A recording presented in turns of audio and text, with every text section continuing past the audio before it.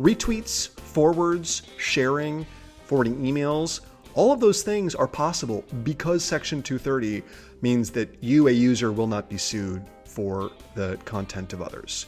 Welcome to episode 450 of the Community Broadband Bits podcast.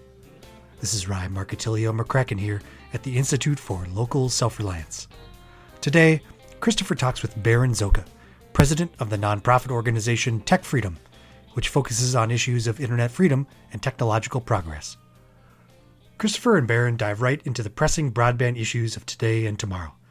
They untangle the biggest barriers to universal, high-quality internet access that exist, including the jurisdictional issues facing communities large and small, and the regulatory solutions which would facilitate infrastructure deployment. They discuss whether we should spend public dollars, not just on rural broadband, where there are no options, but in town centers with slowly degrading copper networks, where monopoly providers have signaled little intent to ever upgrade that infrastructure. Christopher and Baron then dive into an issue Baron has been working on for the past few years, the Section 230 debate, and what it means for the future of the internet if content platforms become liable for the third-party content they host. Now here's Christopher talking with Baron. Welcome to another episode of the Community Broadband Bits podcast. I'm Christopher Mitchell at the Institute for Local Self-Reliance in St. Paul, Minnesota. And I'm speaking today with Baron Zoka, the president of Tech Freedom. Welcome to the show. Thanks for having me. Baron, I'm very excited to be having this conversation with you. I've been trying to have it for a few months. You are a person who has been very involved in a lot of issues lately, specifically around Section 230. We're going to come to that, but we'll start by talking about broadband more generally.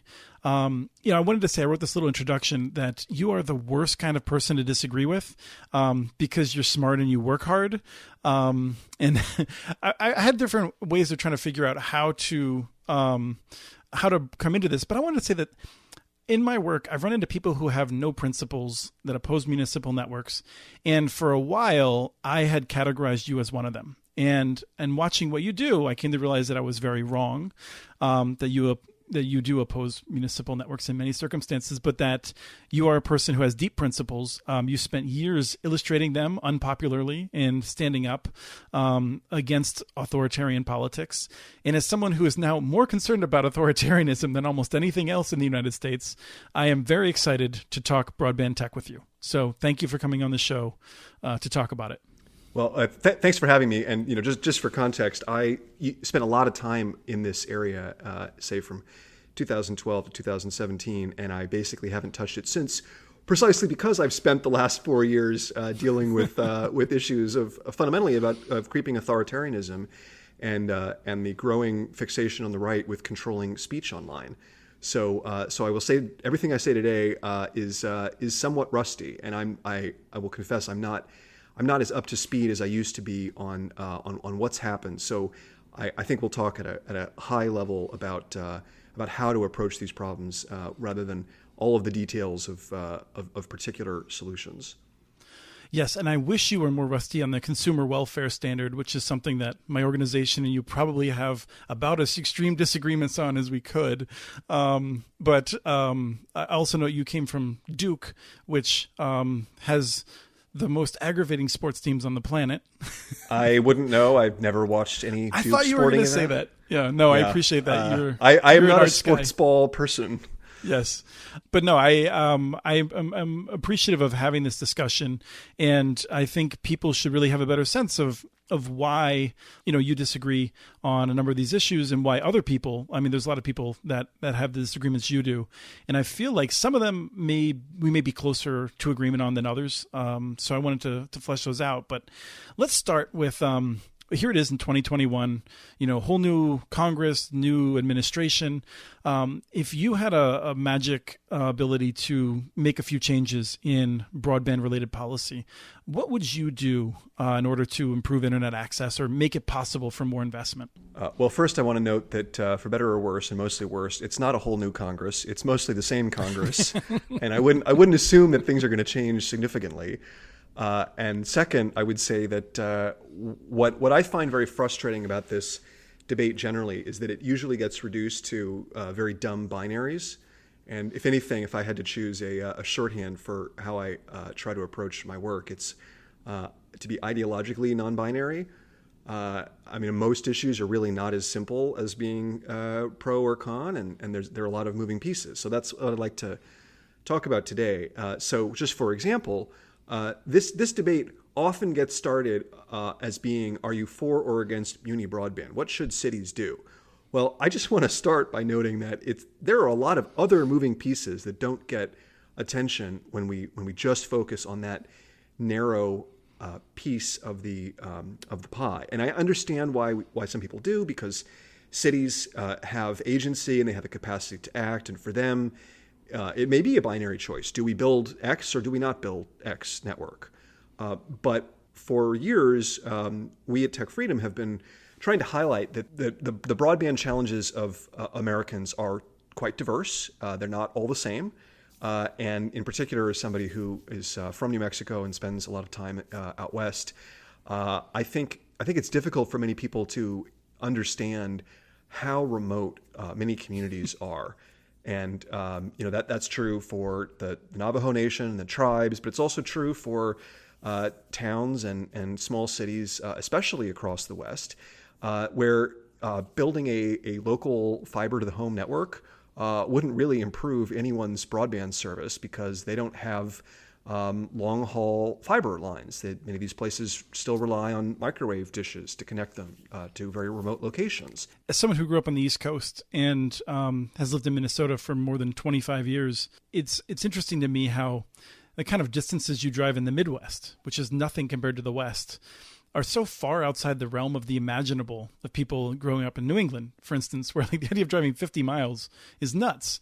And 50 miles puts you like a quarter of the way across a county in New Mexico or in Washington. Yeah, and it's not just distance, although distance is a big part of that. And maybe in the show notes, maybe you can include a link to, there's an excellent graph that was just put out recently about just showing you on a heat graph how far apart towns and cities are around the country, and how long you have to drive out west to get to the nearest town and city. And that really helps you understand just how remote many of these places are. But it's not just that they're remote; it's also that that getting to those places requires traversing a maze of federally owned, state-owned, and in some cases tribally owned lands.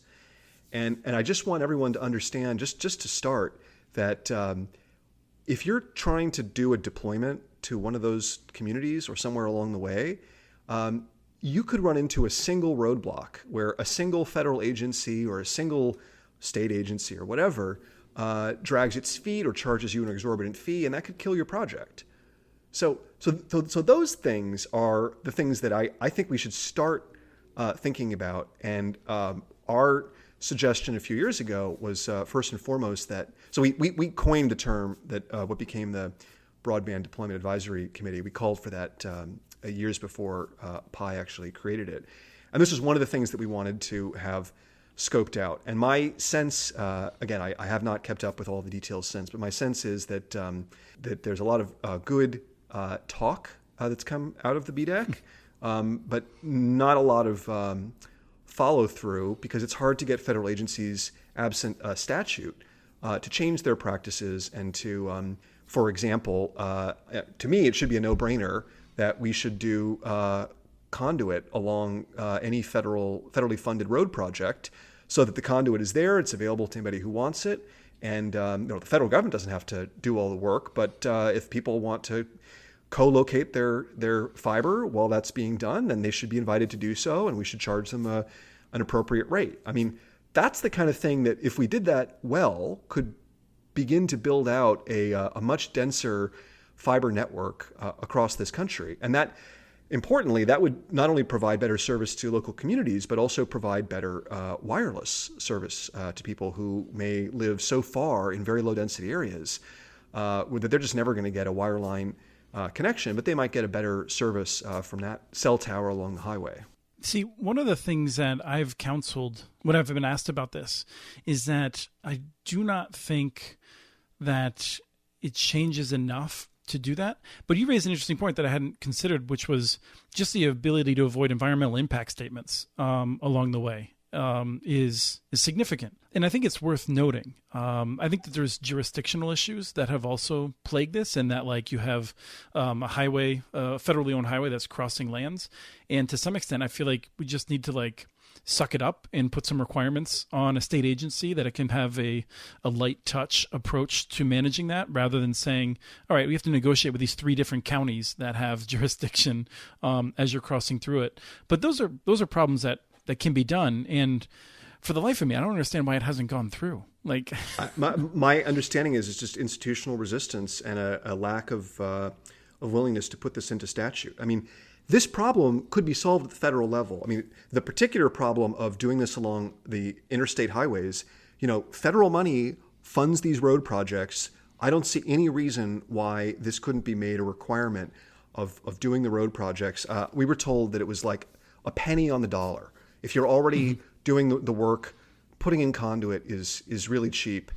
Putting in fiber may be a little bit more expensive, but those are costs that should be borne by whoever wants to build their networks there. I just think that that's the kind of basic infrastructure that the government should be providing. So throughout our discussion here, that's why when I said earlier that I don't think this should be a simple binary, I think government has a role here, and my general preference is for government to provide the infrastructure at the lowest level of the stack, if you will, and at a minimum that means conduit, and it means some other things like lamp posts and other places where you might attach infrastructure and maybe the power for that. But in general, I think we should socialize that and have reasonable rates charged there and see how that goes before we assume that we have to socialize the delivery of the network itself. Yeah, and what's interesting is I think this doesn't have to even be a money loser. My sense is that there's a number of networks who would pay more than they might today to do it themselves if they would just have the certainty. I mean, part of what you're saying is not just that your permit might take a while. It's that you don't know if your permit's going to take 3 months or 3 years. Yeah. And you cannot plan under those circumstances. Yeah, it's impossible. And, or the way to think about it, it's not, remember, if you're doing deployment, it's not just like, am I going to deploy at all? It's where am I going to deploy? And so there's a real issue of institutional bias here, where what ends up happening is that the communities where those risks exist, that you may not get an approval. If deploying in X place requires the approval of 10 state agencies and a bunch of federal agencies, you're just not going to do it. And you're going to go spend your dollars elsewhere. And then those people don't get served. And that is a terrible kind of inequity that is just worked by just the dead weight loss of bureaucracy. My sense is one of the things that is holding this up is a lack of money, that the agencies aren't just deciding to take this long to process because they're like, we don't want internet anywhere. It's more that they've asked Congress to fund budgets that would allow them to hire people to process the permits. And you have reps and senators who are happy to grandstand about these terrible agencies, but then vote no on the funding package to allow them to more rapidly go through the permits. Is that your sense of what the holdup is? It is. I think that's a big part of it. And I think what we need here, you asked me what I wanted to see happen this year.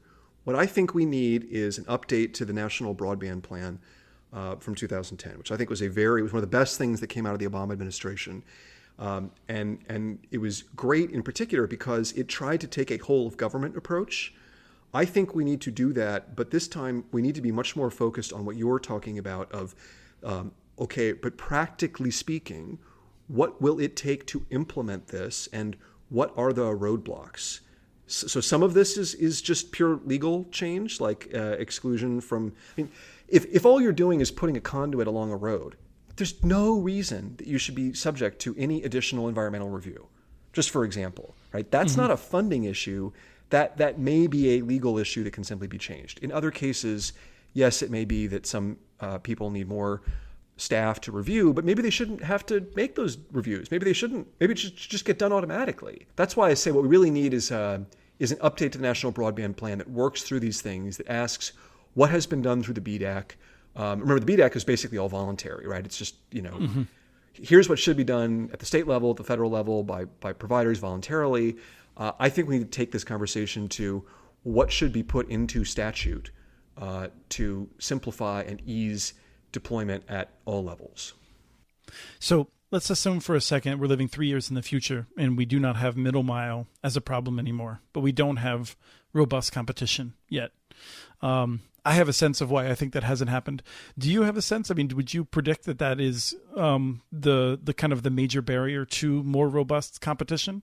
Or would you even say that we have robust competition today? So remember, we're talking about different markets, right? So in many parts of the country, everything that I've just been discussing about middle mile deployment is irrelevant because that's not the issue, right? I understand that. I'm just pointing out that there are a lot of people who... that's not a hard problem to solve. Like, we can get that done. Like, let's get it done. Yeah, but in particular, one of the reasons I'm focused on those people is those are the people who have the least choices today. I mean, in many, I think it's a mistake to focus on cities where we already have competition between cable and fiber services. Now, you might not think that's enough. You might have certain complaints about that.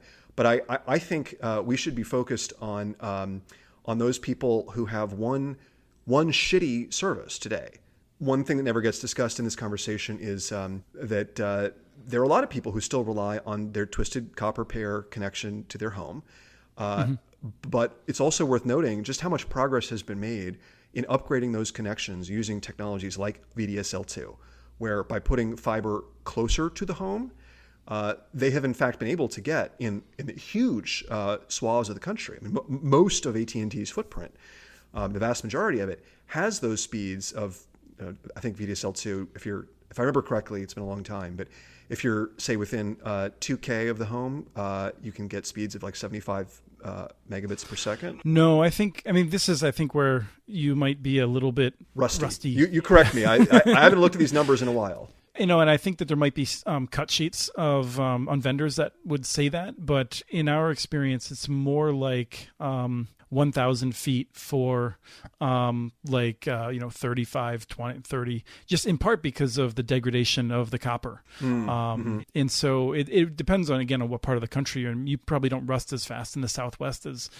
as we do up north. Be that as it may, my point is precisely that those are the people that I think we should be focused on because those are people who are not being served by competition between cable and fiber networks in cities where they don't have a middle mile problem. They have two providers, and I just think that there's a real lack of focus on those communities, and part of the solution there really is the middle mile solution. It's about pushing fiber deeper into the networks, and I think if you're looking for a way to spend taxpayer dollars, everything that I've seen led me to believe that if you have a limited amount of money, which we do, that you're probably better off doing that than trying to replace all of those connections with fiber to the home. Now, I want to talk briefly about Minnesota in relation to this, which I'm not expecting you to be an expert on. But if you'll take my facts as granted, we can talk about them. And I'll just say that you're not necessarily agreeing that I'm right, but for the purpose of conversation, you are. So the short version is, in Minnesota, there's this great idea of let's put a lot of money into rural broadband, by which they meant both farms, but also town centers. In town centers, not where you would have the robust competition of modern cable that's very fast, but a cable system that's limping along at 30 or 40 megabits a second. It's barely able to provide a good signal. It is often unreliable and may go a day or two with an outage every few months. These are people that show up on the national broadband statistics as having good service, more or less, and yet they don't. And in Minnesota, when this program came up, Comcast more or less, with its political power, rewrote it so that all the money was just going out to the farms and people where they had nothing. And none of the money was really available for the town centers that supported those farms. And so I'm curious, what your sense is in there. And in terms of not necessarily, again, the facts, but ideologically speaking, in my mind, these are areas in which these providers have had, let's just say 10 years. They probably had more than 10 years to do a better job. They're just, whether they don't care or whether they're just unable to, I feel like we're not getting the job done. And I would like to see government providing competition with taxpayer dollars there. Okay. Yeah. So what you described sounds realistic to me. Not an expert, but I'm not going to quibble about your description. I would say that, as I said before, with the middle mile problem, So you and I are town councilors on some small town in Minnesota, and the question is, how should we spend our taxpayer dollars? And in general, my proposal is that we do something analogous to what I've described for the middle mile approach, which is sure, okay, fine. If the city is going to wire or build out infrastructure, I think we should do it from the bottom up. And instead of leaping to the assumption that the city itself should do a fiber connection to every home and then provide service to it, I think we should ask ourselves if we can get more bang for our taxpayer dollar by putting conduit under every street, by maybe even going all the way to every home, and then inviting private companies to do the rest. And I think that if you work your way up the stack, so to speak, getting closer to the home, where government is providing the dumbest parts of the infrastructure, I think you can enable competition to a greater degree than exists today, without necessarily going to the city running the network. So that's my approach, and I think a lot of this ultimately comes down to cost. And let me put it this way: I can imagine a scenario where if you're going to do that work anyway, the marginal cost of putting the fiber and the equipment in is so low that it doesn't make sense to expect to have multiple companies do it. Okay, but I can also imagine that that's not the case, and that it's easier for the city to just say, look, we built the conduits. Here are the places where you can plug in your hardware, and then you want to run a local service, go knock yourself out. Mm-hmm. Yeah, I mean, I think you're right in that the costs vary on that, and also there's places in which there's local providers that would love to be a part of that, and there's other places where they may not have that, depending on the part of the country you're in.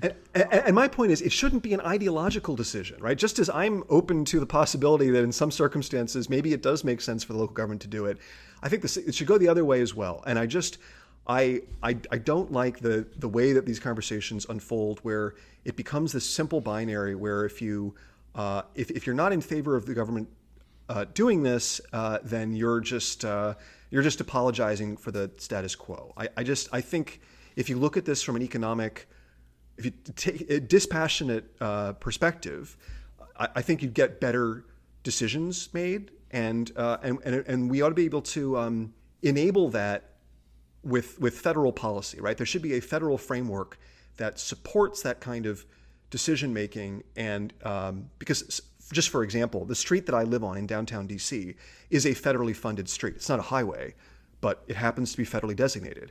So the federal government, could put conduit in this street, and that could significantly improve, even if this were a small town and all we had was VDSL service. Even if all the federal government did was supporting the deployment of conduit in the streets that crisscross the city, that could put the node within 1,000 feet of my house. So that's my approach. I think we should give it a chance. Yeah, and we are starting to see some places that are doing that sort of approach, which I'm very excited about. West Des Moines is one, but I think we'll see more of a conduit type model. The last question on this is one that's, does it make a difference to you from your perspective whether the city would, for instance, tax everyone like a utility tax to pay for something like this, or if they go out and they borrow money from private investors who are then repaid with revenues from the system? In theoretically, in the second case, people's taxes aren't being raised, and it's debatable. Then you can argue about a subsidy because of investor expectations of taxes being raised to pay for it or not. But I'm just curious if you see a difference. To me, it doesn't matter. It's revenue today versus revenue in the future. It's still not a level playing field with the private sector. The government is able to borrow at hugely lower rates. They're able to tax users, not just today, but in the future. You're never going to have a private network operating on a level playing field with a publicly owned network, which is in part why I think we should work our way up from the bottom. And in the model that I described, even the incumbents, they could use the network infrastructure that I'm describing just as easily as anyone else could. Right? I mean, they could. They have a history of not. Yeah, and you know what? If they don't want to use it, fine. That's their loss. Right. Right. Well, let me just say, because I want to move on to Section 230. I will say that we see differences in terms of the abilities of local governments to borrow money that are not as good as you would say. In part because if you're an investor and you're trying to figure out, like, look, on the one hand, I can give this money to Comcast and I can get this return, or I can give this money to this untested local government. Yeah, their bond ratings vary. I get it. Yeah, and so, by the way, on that note, it does matter whether this is being done at the local level or the state level, because presumably the state is going to have a better bond rating, generally speaking. I want to say one more thing about broadband deployment, which is I can't not mention that one enormously positive thing has happened since I was last engaged in these debates, which is that we now have the deployment of the first satellite-based network that is in fact a real substitute for terrestrial wireline broadband. The Starlink network is a lower. I'm a former satellite lawyer, so I've got to just put in a plug for this. Does not have the latency that that my former clients, when I back 15 years ago when I did work for companies like Viasat. Those services have an enormous latency. They're slow and they never get better over time, right? The Starlink network is a much lower. It's not a geostationary orbit, right? So you don't have to wait like a quarter of a minute for a ping. Yeah, no, I think the listeners are probably pretty familiar with low Earth orbit, what's happening with Starlink for the most part. And I just, without getting into all the details, I just want to note that it is a great marketplace success story. And I'm not saying that it means we shouldn't still care about other forms of deployment, but it does address some of the people that I was talking about earlier, who might not be in a city where it's going to be feasible to give them wireline deployment. And I think what it means is that it allows us to focus our conversation on serving areas of a certain amount of density. You might have just proven yourself wrong on the first point, because one of the things I love about Starlink is that it can provide robust backhaul. And so you might want to build those last mile networks without having. I'm really curious to see. In my mind, this is one of the great things that people are missing, is how you could get really high quality backhaul over time from Starlink. And I'll say that I think I've changed my tune on Starlink quite a bit based on real facts that are coming in. It's remarkable. Well, that's why I respect you, because clearly for you this is about technology and economics and not pure ideology, and that's the right way to look at these things. Section 230 is something that I have not discussed much in this show, and I've been fascinated. I really like Mike Masnick. I think has made really good points about it. I think I'm not someone who totally rejects Matt Stoller's point of view, which is that I think totally contrary to your point of view on it, which is like he's sort of like, get rid of Section 230. Let's just see what happens. It'll be great. Screw Facebook. And so it's one of these things that I feel like is quite important, but I can't figure out how I would predict how it's going to go. So let me just ask you, point blank, what does Section 230 matter? Why is this something that's worth so much of the time you've sunk into it? Yeah, so Section 230 is the law that made today's internet possible. People think they know what it means, and they generally don't, right? So first, who's covered, right? Any provider of an interactive computer service. So that includes broadband networks. So it's actually really important for local broadband networks, lest they be sued for content that any of their users provide, right? Not such a big deal for Comcast, but that could drive out of business a small local provider. So it is directly relevant to your audience. So it provides that immunity, which I'll talk about in a moment, to all providers or users of interactive computer services. So, for example, President Trump himself, despite his complaints about Section 230, invoked the law in order to have a lawsuit against him dismissed that alleged that he had spread defamation simply by retweeting it. Right? Retweets, forwards, sharing, forwarding emails, all of those things are possible because Section 230 means that you, a user, will not be sued for the content of others. Let's just make that very clear for a second, right? So I create a website and I write a bunch of stuff that I wrote. I sign it, Chris Mitchell, and I'm liable for that if I defame someone or something like that. Because you are the information content provider of that content. Right. Now, I say, hey, a bunch of my friends should come and write stuff and sign their names to it. And they do. And then the question is, should I be held liable for something that they say, or should they be held liable for something they say? Right. And Section 230's answer is no, you have to sue the people who created the content. So that's what it means to be an interactive computer service provider, is that you're providing access to content created by others and not at all by you. You bear no responsibility for creating it. And here it's important to note that Section 230 has two functions.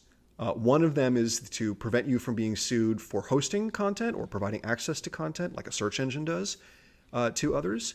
And the second is to prevent you from being sued for moderating that content because you find it objectionable. These are the two big debates that are going on. They're both called Section 230 debates, but they're very different. And in general, it's mostly the case that Democrats want websites to do more to deal with lawful but awful content, and Republicans in general want websites to do less to moderate the kinds of lawful but awful content that they don't like. So they want websites to clean up pornography and profanity and other things they think are bad for kids, but they don't want websites to take down anything that might hurt them politically, like misinformation, voter suppression, hate speech. We go on and on and on with all the things that suddenly Republicans have decided are suddenly like conservative speech. Those are the two debates. I, as I said, have spent most of the last 3 years on this topic. The first issue was amending Section 230 in 2017 to allow civil suits for websites who might be somehow facilitating sex trafficking. Now, Section 230 never protected them from criminal prosecution. So Backpage, the founders of Backpage, were already under investigation and were indicted within 3 days of SESTA becoming law. So SESTA wasn't necessary to get them. Backpage was a bad site doing bad things. We didn't need SESTA to do that. But now we're having other conversations about trying to crack down on anonymous speech online or the use of encryption through the Earn It Act.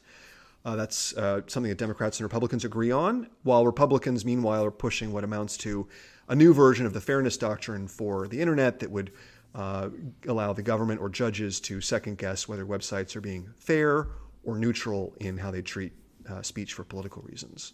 Would you say it's fair to say that all of these things you've spent your time on is basically defending the internet so that it will continue working despite sort of the short-term political calculations of people who are doing it for crass political reasons? You might very well say that. I couldn't possibly comment. No, that's exactly right. And it is just disgusting, especially when you see people who know better. I mean, just for example, Kathy McMorris Rogers in late 2019 said exactly what I would say about all this nonsense, that this is the fairness doctrine for the internet. Conservatives are supposed to be against this, not the government's job to police fairness or whatever. And then now is leading the House GOP's push for exactly the things that she opposed, and is even going further. I mean, she wants to give people who think they've been censored by websites a private right of action to sue the website. It just typifies this thinking that conservatives keep saying that Section 230 is to blame for all this, quote, censorship, unquote. Well, actually, it's the First Amendment. The First Amendment protects websites' right to decide what speech they want to carry, just as it protects the right of newspapers to decide which op-eds they want to run. All Section 230 does with respect to content moderation is allow websites to quickly vindicate that First Amendment right in court with a simple motion to dismiss without having to litigate all of the First Amendment questions, which would be monstrously expensive. And it's a very simple proposition, but I've now spent 2+ years trying to get people to understand that, and they don't want to. I very much appreciate it. And I feel like I do want to ask you this question, like, do you pull your hair out when people are sort of like, well, let's just try it without 230 and see what happens? We know what happens. We know what kind of liability websites face in foreign countries. And we also know that none of those countries is as litigious as the United States is. So for example, without getting into too much detail, Section 230 essentially superseded the common law, which would have held, and it did hold in two cases, that an ISP would be liable if it tried to monitor or moderate content. That would make them more liable. If they had knowledge or should have had knowledge, they could be sued, right? That is basically the law today in Canada and Britain and so on. But one reason that this sort of liability hasn't been such a problem there is these countries have loser pay laws. They have a completely different dynamic of litigation. So, Section 230 is, in my view, is really a kind of tort reform, right? It is a necessary thing to allow the internet to exist and to flourish in the United States, given the way our system works and how easy it is to sue. You can file a complaint without really going through any legal analysis, and you could do it yourself. You could pay a lawyer $500 to do it, and then someone may have to spend $20,000 to $80,000 filing the motion to dismiss and going through just the very, very earliest stages of litigation to get rid of your lawsuit. And then if they have to go all the way to litigation, this could cost millions of dollars. There's such an asymmetry of cost that it's just very easy to weaponize the legal system. So your listeners might be familiar with anti-SLAPP laws. Well, that's what I was thinking. I was thinking of the example of whether it's you or me, either one of us have websites that are controversial to some population.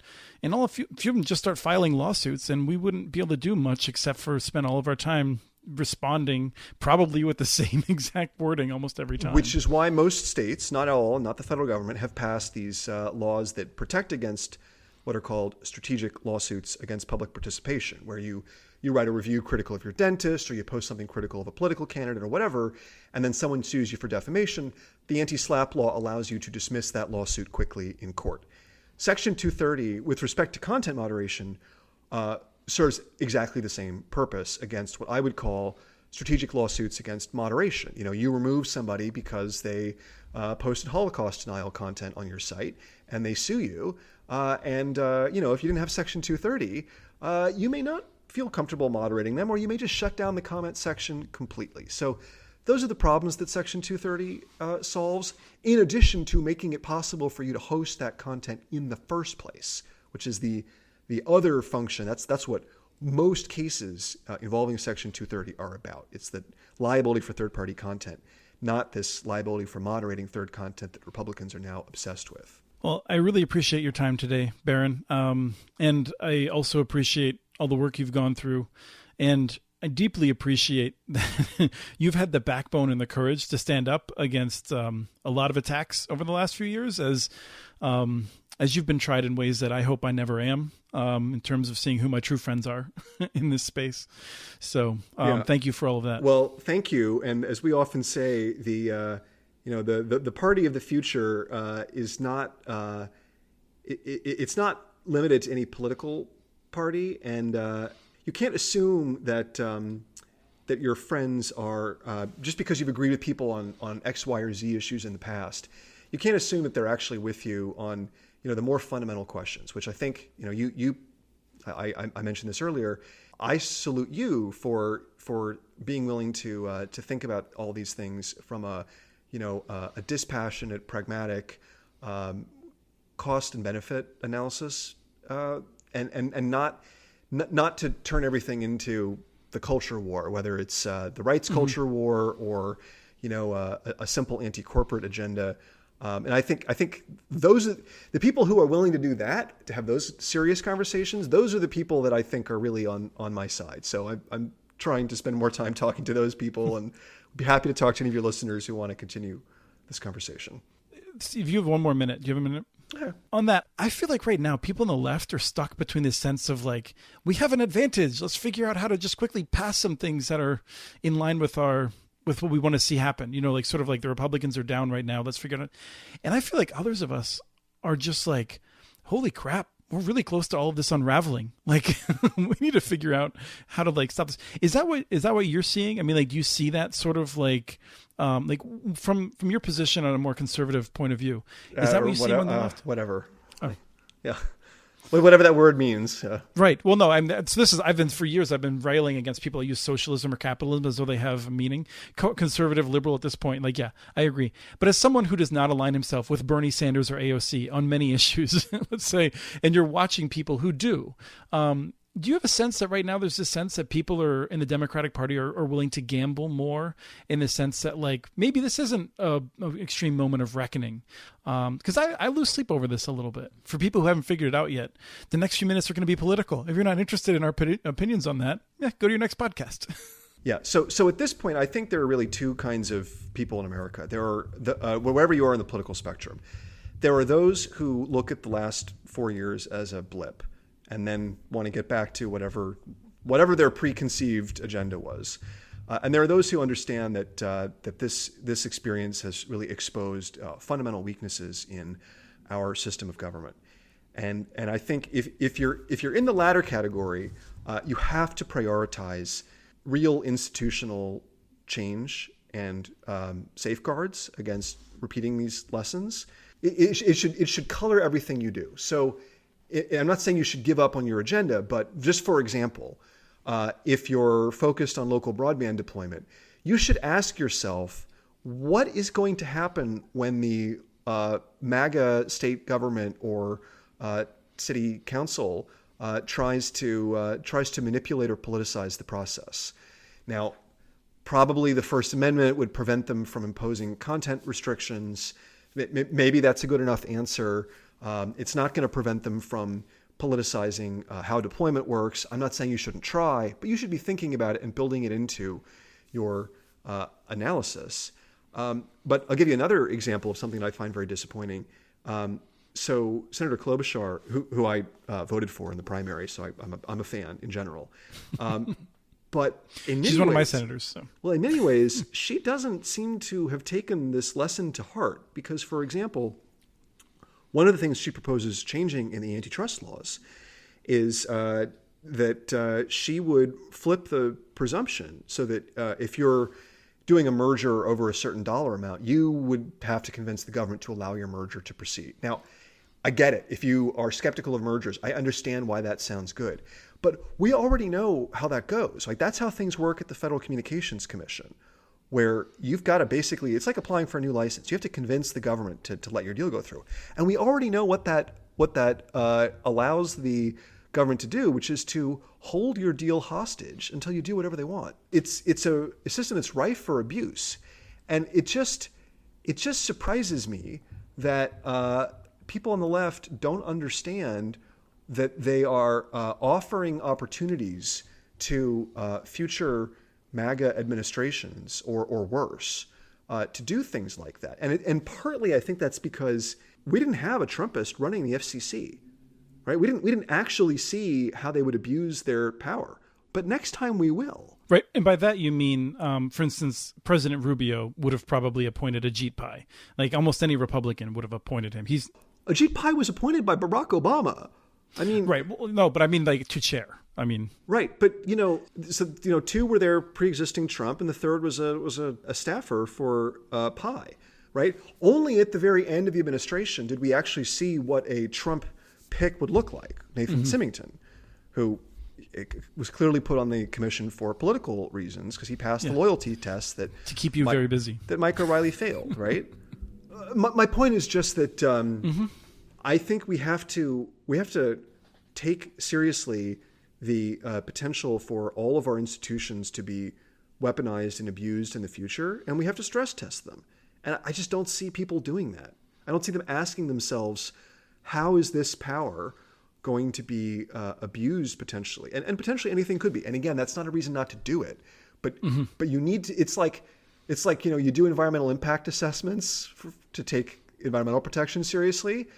In a way, I guess what I'm saying is you should be doing like a democratic or a rule of law impact assessment in the future. And you should have to stress test what you're proposing and ask yourself, who's making decisions and how might this be misused? And how can we build in safeguards in advance to guard against that? Yeah, I think my colleagues at ILSR would probably be frustrated if I didn't at least say that I think we might disagree on that particular one about Klobuchar. I read what you wrote about that particular instance, and I think I'm not going to sit here and say that there's no merit to it. I do have a sense, I'm curious how you respond to this, that I don't know that there's any safeguards. One of the lessons I take away from the last few years is that there's just no safeguards that will preserve the presidency if we have another 4 years of that dynamic. Well, yeah. So on one level, I sort of agree with you, which is that I think what this experience has revealed is that the fundamental problem with America is our system of government. I mean, we are the only liberal democracy, and by that I exclude a country like Hungary, that has a combination of a strong presidential system and a first past the post system for electing its Congress or its legislature. I mean, it's a recipe for disaster, right? Mm-hmm. It reduces politics to these stupid binaries where everything necessarily becomes tribalized. And if I weren't doing what I'm doing with my life now, I would be focused on trying to get people to take seriously fundamental constitutional reform, not just tinkering with the Electoral College or whatever else. I think we need a much stronger legislature that can actually pass things. Getting rid of the filibuster would be a start, right? Mm-hmm. When you win elections, as in any parliamentary system, you should be able to enact your agenda subject to constitutional limits, and you should be held accountable for it. And you should be thrown out of office if you lose. And ideally, you should have to build a coalition with other parties that represent other constituent interests. And that's how the rest of the democratic world works. We are the outlier. Let me throw something crazy by you. People say that we're a two-party country, and I would argue that until basically you and my lifetime, we weren't. We were a three-party country. The Democrats weren't a party. They were two parties. They just had the same name. And that's one of the reasons the system actually kind of didn't fall apart, is because some of this wasn't possible under that system, I think. I would put it even more strongly than that. I would say that what we used to call parties were, in fact, coalitions. And we basically replicated the kind of multi-party system that other Western democracies have. They just were under those two coalitions. Now, for the first time, we have two highly polarized parties, where one of them is extremely polarized, and it obviously is run like it's a personality cult, and you can't deviate from the leader at all. And the Democratic Party is still more coalition-y, but this is a new phase in American politics, and it just doesn't look different because it still has the same labels, but it fundamentally has changed. You no longer have the diversity ideologically within each party that you used to have, and in my best case scenario, you have a much weaker presidency whose job is to execute the law, not make it, not run the country, and then a Congress that is composed of people who are elected from multi-member districts where the seats are awarded based on proportional representation. And in that world, I don't know what party you'd belong to, but I would be in something more like the Free Democratic Party in Europe, or any one of a number of classical liberal, market liberal parties that, like the Free Democrats in Germany, have been in coalition either with the left or the right, depending on circumstances, and finds ways to work with people. And what's great about that dynamic is politics suddenly is no longer about destroying the other side. It becomes about competing for voters, because the FDP and the Greens, they compete for some of the same voters.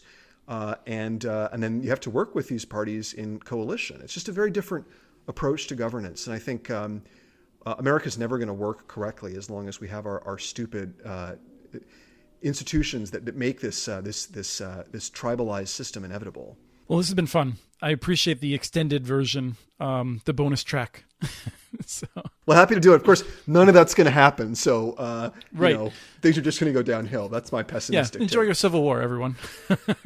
Yeah, you joke, but no, I do joke, and I joke about deeply uncomfortable things because people have this sense that, like, I don't know, anyone who reads anything about World War I, like the years leading up to it, there's a sense both that, like, oh, well, this is going to go to crap, but also that we're so advanced now. We couldn't possibly have such a destructive, like, horrible war. And so I'm deeply concerned, but, what are we going to do except for do the best we can? We, in our own ways, we'll try to make the changes that will try to build the best stability for our children and see what happens. But, there's 300 million people who get a vote. So yeah, and the only optimistic I would note that I would end on is that people who've written about how to resolve longstanding conflicts in places like Northern Ireland or Rwanda, Anne Applebaum writes about this.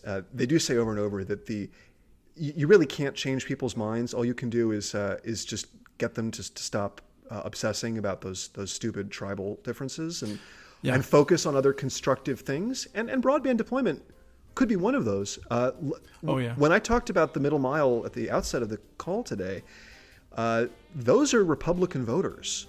These are people who are being left behind. And I think figuring out constructive ways to engage them and provide them service is an important part of a larger effort to detoxify our politics. That was Christopher talking with Bear and Zoka. We have transcripts for this and other podcasts available at muninetworks.org/broadbandbits. Email us at podcast@muninetworks.org with your ideas for the show. Follow Chris on Twitter. His handle is @CommunityNets. Follow muninetworks.org stories on Twitter. The handle's @muninetworks. Subscribe to this and other podcasts from ILSR, including Building Local Power, Local Energy Rules, and the Composting for Community podcast. You can access them anywhere you get your podcasts. You can catch the latest important research from all of our initiatives if you subscribe to our monthly newsletter at ilsr.org. While you're there, please take a moment to donate. Your support in any amount keeps us going. Thank you to Arnie Huseby for the song Warm Duck Shuffle, licensed through Creative Commons. This was episode 450 of the Community Broadband Bits podcast. Thanks for listening.